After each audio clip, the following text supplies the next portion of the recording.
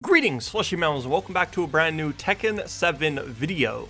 It has been almost 2 years since the last time I uploaded Tekken 7 on this channel, and today I just want to talk about all the different changes that Tekken 7 has made to make the game easier and more accessible for new players. Now, Tekken 7 has always been one of those games where it's kind of very intimidating to approach. It's a very intimidating game. It's very good. It looks nice. And it's always attracted me in that way. It's always been a good-looking game, in my opinion, and it's always been one of those games that I wanted to learn how to play, but never really knew where to start. And Tekken 7 has really taken the plunge to making the game significantly easier for new players, whether you are a button-mashing casual that just wants to see flashy stuff on screen, or you are actually someone willing to learn how to play the game, learn how to punish combos, and all that good stuff. Alright, so there are two big things I want to talk about before we get into the big stuff, okay? So the first things are actually in the controller setup. Now these are things that people can have turned on. We have assists, which I'm going to bind to my LT, and we have basic combos. Now let's get into that. So the first thing that I'm going to talk about is the assists. Now the assists, as you can see, it actually brings up a little menu that gives you different moves. Now these are different combination attacks that you can use in-game. So right there, forward 1+2 is Arc Blast, and you can't really do the other ones right here because the basic combos will interfere with it. But forward 1+2 is your Arc Blast. Right here, that's Arc Blast.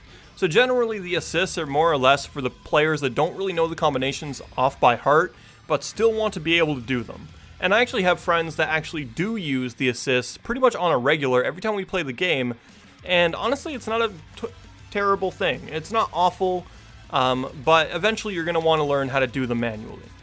Alright?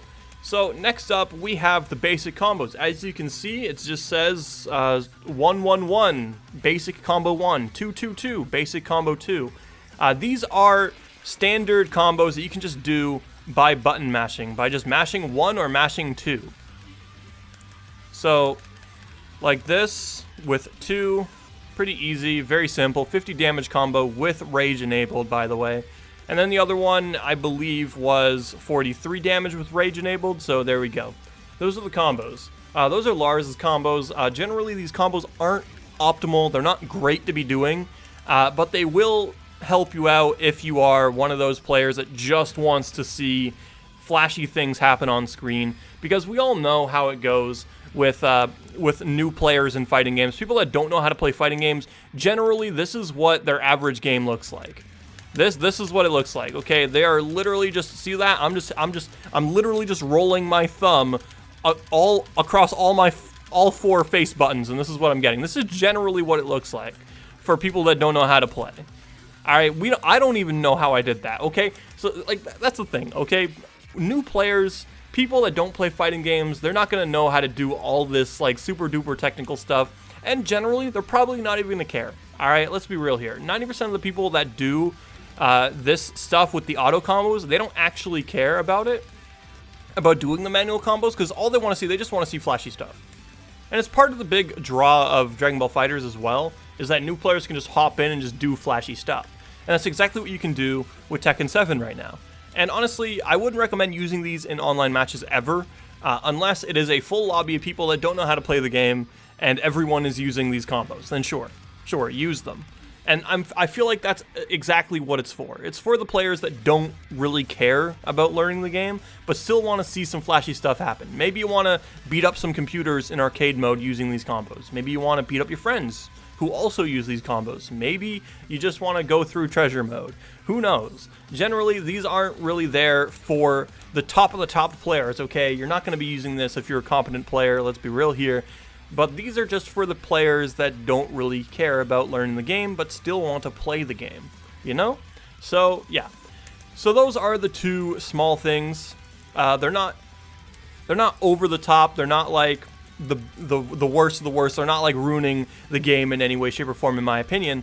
The next thing that I actually want to talk about is something that I kind of wish was in the game when I was learning how to play, and that was the punishment training. The punishment training is honestly one of the coolest additions made part of Tekken 7 in Season 3, and let's just go over this really quick. So right here, Kazuya is just going to do his standard stuff, and it's going to tell me to punish. It'll tell me to punish with, as you can see, forward 1+2, and so that's what I'm going to punish with. Like that, boom, we got it. And then this one, 2 and then 4, 2, 4, 2, 4. Forward 2, 4. Like that, boom, we got it. And then that one's another 4, 2, 4. So you guys get the idea.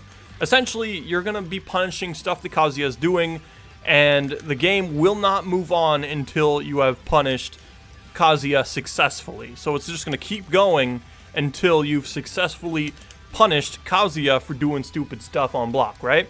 So that's essentially what the punishment training is, and it's not just limited to Kazuya. It's every single character on the roster has specific things that are punishable, obviously, because, you know, it's a fighting game, stuff is punishable. So the game will teach you how to punish some of those things. It may not be the most optimal sometimes, but it is going to teach you how to do those things. All right, and one final thing that I want to talk about, the very last thing that is absolutely amazing, is actually the sample combos. Now, originally there were 3 sample combos at the bottom of every character's 100 move list. Look at all these moves, man. This is why it's intimidating. There's 100 moves in like every person's move list, and so basically at the bottom there would be like 3 sample combos, which is actually where I learned this specific combo that I'm about to do.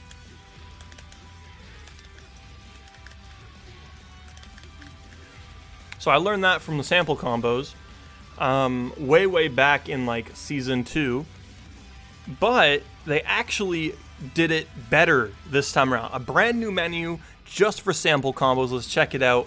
And as you can see right here, there are 3 different difficulties for each launcher and 3 different combos for each launcher. So right here we got 1-star, 2-star, 3-star, and then it just keeps going for every single one of Lars's launchers. And that is exactly how it is for every single character on the roster.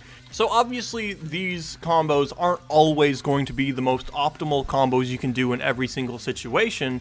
They are a good spot to start, in my opinion. Like, if you are brand new to the game, this is a good spot to start. Go into training mode, check stuff out, learn your character's basic moves, learn all of your character's normals.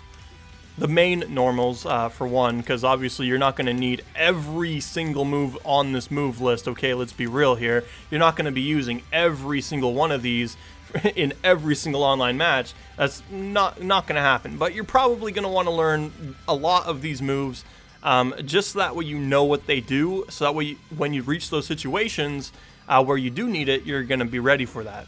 And then after you learn your character's normals, go into the combos, maybe pick a 1-star combo or a 2-star combo depending on how confident you're feeling, and try that out. And then once you are done that, go into the punishment training, and once you are in the punishment training, so if we go back here to the sample combo, we can see here that this one is Arc Blast. So this here is an Arc Blast combo, right? Now, what is the first thing that is taught to us in the punishment training? That's right, Arc Blast. So now we know we can punish Kazuya with that specific combo that we just took a look at. We can punish Kazuya using that combo right out of that, just for him doing his punches.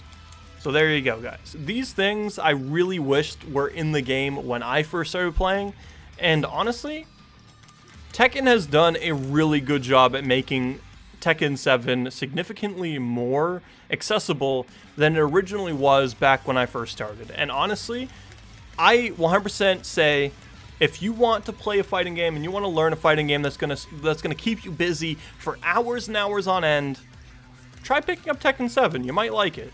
If you enjoy 3D fighters, you're probably going to like Tekken 7. So yeah, I highly recommend playing Tekken 7 if you are interested in 3D fighting games. A lot of the characters play differently. The majority of the cast is very interesting as far as their characters, personalities, and backstories. Definitely give it a try. It's definitely a lot more accessible than when I first started playing, which is a massive, massive plus. Anyways, guys, that is it for this video. Peace out. It's been Kasual.